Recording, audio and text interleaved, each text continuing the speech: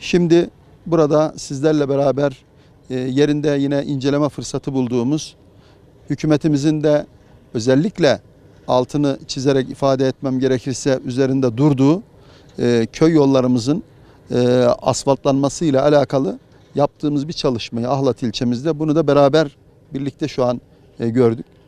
Az önce de ifade ettim.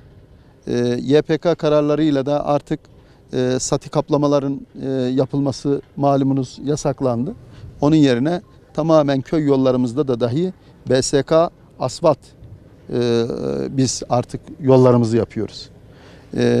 İşte sizleri de beraber gördüğümüz gibi duble yol standardında altyapı hizmeti sunulan, tabiri caizse otoban standardında altyapı hizmeti sunulan Ahlat ilçemizde grup yolu diye tabir ettiğimiz 3 kalabalık köyümüzü kapsayan ve diğer yandan da Nemrut Krater Gölü'ne de alternatif bir yol güzergahında yaptığımız Köydes projesi kapsamında yaptığımız altyapı çalışmasını da birlikte inceleme fırsatı bulduk.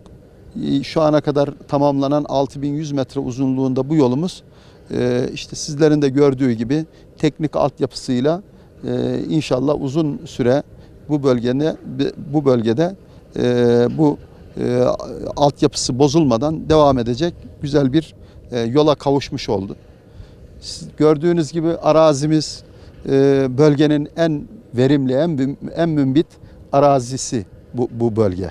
Yani şu an içinde bulunduğumuz mevsim itibariyle işte patates hasatının yavaş yavaş başladığı, diğer yandan yine ondan sonra kuru fasulye gibi, domates gibi bölgemizin bölge ekonomisine çok ciddi katkı sağlayan ve tüketim pazarı itibariyle de baktığımızda başta Siirt'inden Diyarbakır'ına, bölgenin tüm diğer bölgelerine de hitap eden çok verimli meyve ve sebzenin üretim alanı olan bir yerdeyiz şu an. Bakın adeta uçsuz bucaksız alanda arazi tarım sulamalarının da yapıldığı, modern tekniklerin ve teknolojinin kullanıldığı güzel bir alan burası. Evet, işte huzurun olduğu yerde, güvenin olduğu yerde, asayişin olduğu yerlerde bu tip güzel hizmetler de oluyor. Bunları da yerinde bugün hep birlikte görme fırsatımız oldu. Ben emeği geçen tüm arkadaşlarımıza, teknik ekibe, özel idare personelimize ve kaymakam arkadaşlarımızla birlikte belediye başkanlarımıza, herkese huzurlarınızda teşekkür etmek istiyorum arkadaşlar. Yok. Gidemiyoruz. Yok abi.